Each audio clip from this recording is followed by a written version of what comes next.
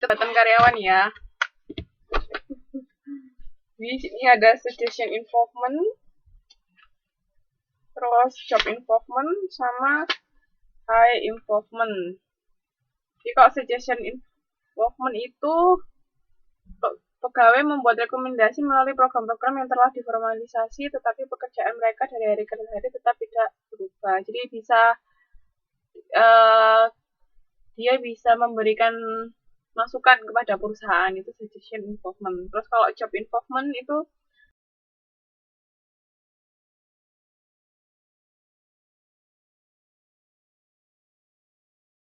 dan agar pegawai dapat menggunakan lebih luas keahlian yang dimilikinya. Jadi kalau suggestion involvement itu karyawan cuma bisa sebatas memberikan masukan. Tapi kalau job involvement ini dia bisa melakukan pekerjaannya dengan lebih bebas.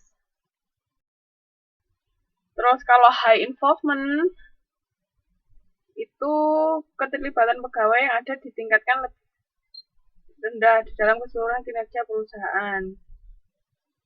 Jadi ini high involvement ini lebih rendah sih.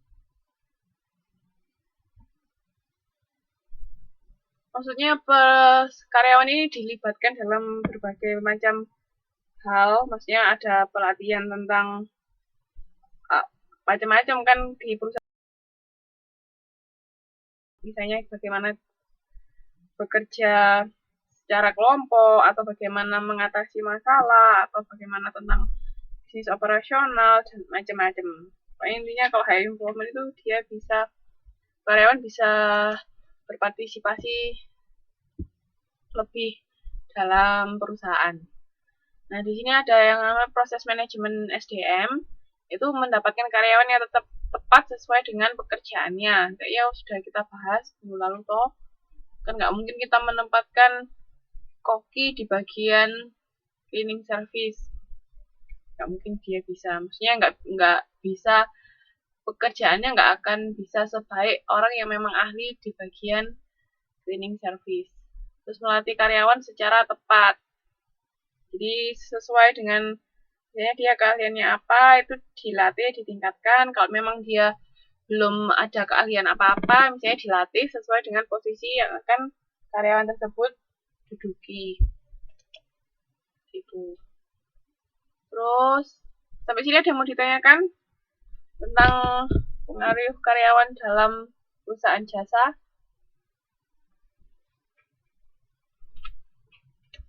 Halo? Bisa dengar saya?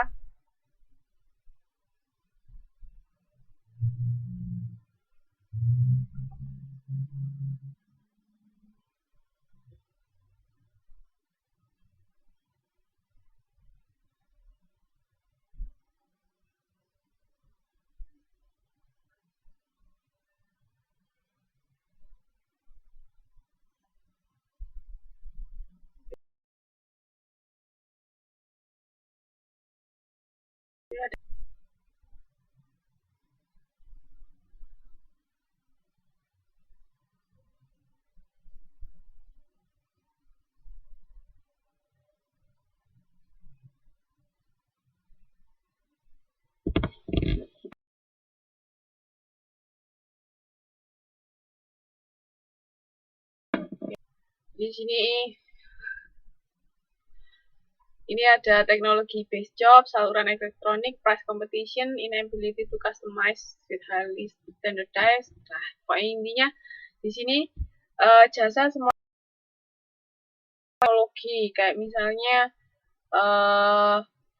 kalau perusahaan maskapai penerbangan sekarang kalau beli bisa melalui online. Kalau misalnya ada apa-apa, ada pembatalan atau ada pergantian jadwal juga bisa melalui online, kan semua sudah melalui elektronik kan, saluran elektronik, sudah teknologinya sudah canggih. Terus kalau misalnya tiket juga ada elektronik tiket ya toh, nggak harus print out. Mungkin nanti bisa kita print out sendiri, tapi dari perusahaan dia biasanya sekarang kalau tiket pesawat semuanya elektronik tiket, nggak ada. Kan kalau dulu harus benar-benar dalam bentuk print out, itu baru bisa tiket itu. Itu dengan adanya teknologi itu kita bisa bersaing dalam harga, price competition itu. Terus habis itu juga intinya kan kalau kita sudah pakai teknologi itu sudah bisa melakukan banyak hal dan lebih cepat juga kan. Jadi semua pelayanan juga bisa dilayani dengan cepat. Kayak misalnya kalau dibandingkan kita memakai kalau di kasir, misalnya kalau semuanya sudah ada terkomputerisasi, misalnya beli apa, jumlahnya apa, daripada di kalau sudah yang terkomputerisasi sama dibandingkan yang pencatatannya manual, lebih cepat yang mana kira-kira? Yang pencatatan manual harus dicatat satu-satu, misalnya hari ini pelanggan A itu potong rambut ditambah apa krimba ditambah apa. Nah, kalau dia sudah berbasis teknologi kan tinggal pencet keluar kan bilnya. Tapi kalau yang manual dia harus nulis dulu satu-satu kan lebih lama. Nah, itu keuntungan dengan adanya teknologi.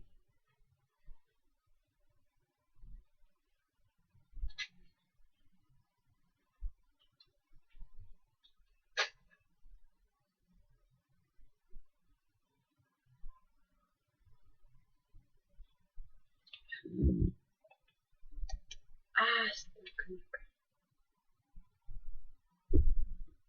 Halo, halo, masih bisa dengar saya? Ya ampun, ini loh dari tadi. Udah responding terus.